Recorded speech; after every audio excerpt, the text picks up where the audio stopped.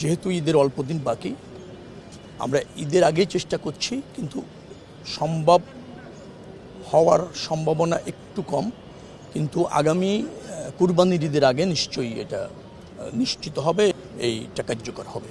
25% ভাড়া ডিসকাউন্টে মেট্রো রেলে চলতে পারবে ছাত্ররা, আর চলতে পারবে হচ্ছে ইন্টারসিটি ট্রেনে। সেক্ষেত্রে তাদেরকে পরিচয়পত্র পরিদর্শন করতে হবে, এবং আইডি কার্ড যেটা আছে সেটা দিয়ে তো আপনি রেলে টিকিট কাটান এখন, তো সেটা দেখালেই 65+ নাগরিকরা এই সুবিধাটা পাবে। আর যারা একটু ডিসেবল আছেন তাদেরও তো ওই মন্ত্রণালয় থেকে কার্ড দেওয়া আছে, যারা ডিসেবল পিপল তারা ওই কার্ড দেখে এই সুবিধাটা পাবে। মুক্তিযোদ্ধারা কেটা পাবে সে বিষয়ে কথা আজকে হয়নি। বয়স্কদের ক্যাটাগরি তো হয়েছে, তো সেখানে মানে কে কোন শ্রেণীর সেটা না, বয়স অনুপাতে এটা করা আছে। 65+ যারা আছে নিশ্চয়ই তারা ট্রেনের টিকিটগুলো এখন অনলাইনে হয়, অনলাইনে সেটা কিভাবে ম্যানুফ্যাকচার করবেন আপনারা? অনলাইনে ওখানে অপশন থাকবে, আপনি আইডি কার্ড দেখালে 65+ হলেই আপনি ওই 25% ডিসকাউন্ট পেয়ে যাবেন। স্টুডেন্ট আইডি কার্ড শো করতে হবে, এবং যারা ডিসেবল পিপল আছেন তাদের ক্ষেত্রেও যেটা হবে, তাদেরও একটা কার্ড আছে, হ্যাঁ, মন্ত্রণালয় থেকে দেওয়া আছে, তো সংস্থাপন থেকে সেখান থেকে। রেলের প্রায় 1 লাখ কোটি টাকার উপর বিগত সরকার কাজ করে আসলে রেলের কোনো উন্নয়ন, কাগজে কলমে 1 লাখ দেখিয়েছে, উন্নয়ন আসলে আমরা দেখি না। রেলের ইঞ্জিন কম, রেল চলে না, থেমে যায়। এই সব বিষয়ে আসলে প্রধানমন্ত্রী কিছু বলেছেন কিনা রেল উন্নয়নের বিষয়গুলো? হ্যাঁ, রেলকে আমরা সহজ কথা হচ্ছে যে আমরা রেলের একেবারে সার্বিক উন্নয়ন চাচ্ছি, সেবার মান। এখন যে সমস্ত ট্রেনগুলি চালু আছে তার গতি বৃদ্ধি এবং অল্প সময়ে যাতায়াত কিভাবে করা যায়, তার জন্য বিদ্যমান কিছু প্রকল্প আছে, সেগুলি আরও বেগ পাবে। বাস্তবায়ন করবার ক্ষেত্রে নতুন কিছু প্রকল্প গ্রহণ করা হচ্ছে, যার ফলে রেলের বিদ্যমান যে অবস্থা আপনারা দেখছেন, যে সেবা এবং যে সার্ভিসটা এখানে আছে সেটা আরও শক্তিশালী হবে, জনবান্ধব হবে, এবং ধরেন মানসম্মত হবে। স্পেশাল যাত্রা মানে ঈদ যাত্রাকে কেন্দ্র করে স্পেশাল কোনো ট্রেনের স্পেশালকে আমরা সর্বোচ্চ চেষ্টা করছি 85 থেকে 86টা লোকোমোটিভ ইউজ করতে পারি কিনা ইঞ্জিন, সেটা যদি আমরা পারতে সক্ষম হই, আমার মনে হয় শিডিউল মেনটেন করা সম্ভব হবে। যে জাতীয় অতিরিক্ত আছে সেটাও আমরা বহন করতে সক্ষম হবে বিধায় মনে করছি কোনো শিডিউল বিপর্যয় হওয়ার সুযোগ থাকবে না। কিন্তু আরেকটা বিষয় হচ্ছে সড়কের মানে ঈদের আগ মুহূর্তে রাস্তাঘাটে যা যানজট হয়, সড়কপথে যানজট হয়, এবং সেই সকল লঞ্চেরও এক ধরনের চাপ থাকে।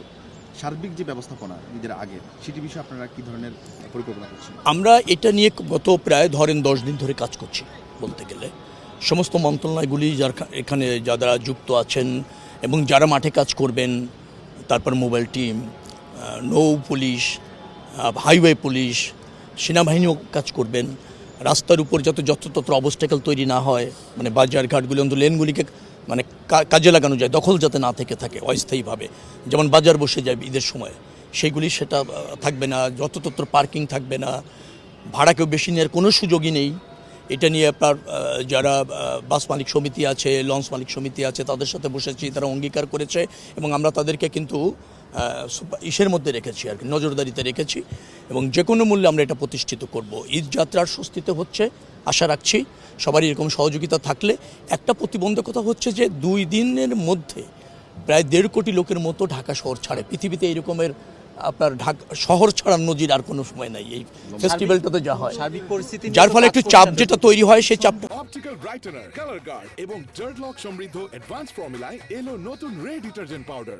আপনারা বলছেন যে ভাড়া বেশি দিতে হবে, কিন্তু বাস্তবে কিন্তু ভাড়া 2 থেকে 3 গুণ বেশি দিতেই হবে, এটা বাস্তবতা না, বাস্তবতা আমরা সেভাবে দেখছি না। আমি আপনাকে বলি নিয়ে, আমি বলেছি আপনাকে যে এবার তাদেরকে ভাড়া নির্দিষ্ট হারে নিতেই হবে, যে ভাড়া আছে, অঙ্গীকার না শুধু, এটা বাস্তবায়ন করা হবে।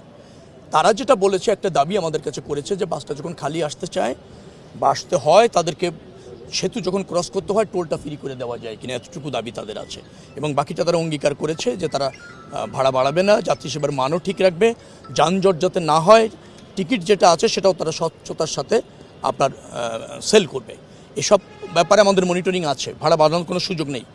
আমি নিশ্চিত ইনশাল্লাহ যে প্রস্তুতি নেওয়া হয়েছে, আশা করছি যে একটা স্বস্তি এবং আরামদায়ক ঈদ যাত্রা হবে ইনশাল্লাহ। যেটা প্রতিবন্ধকতার কথা বলেছি, 1.5 কোটি মানুষ 2 দিনের মধ্যে ঢাকা শহর ছাড়তে চায়, যে কোনো যানবাহনে উঠে যেতে চায়, এই প্রবণতা। 50 জন যাত্রী এক হয়ে গার্মেন্টসের ছুটি হয়েছে, তারা একটা ফিটনেস নাই এরকম একটা পিকআপে উঠে যাত্রা শুরু করেছে, মাঝখানে গিয়ে বিকল হচ্ছে। একদিন ছুটি বাড়ালে ছুটিটা আরও স্বস্তির হয়, তবে সেটা সরকারের সিদ্ধান্ত, সেটা এখনও বিবেচনায় নেওয়ার সুযোগ হয়নি। পরিস্থিতি অনুসারে আগামীতে হয়তো সেই সিদ্ধান্ত যত নিতে পারে।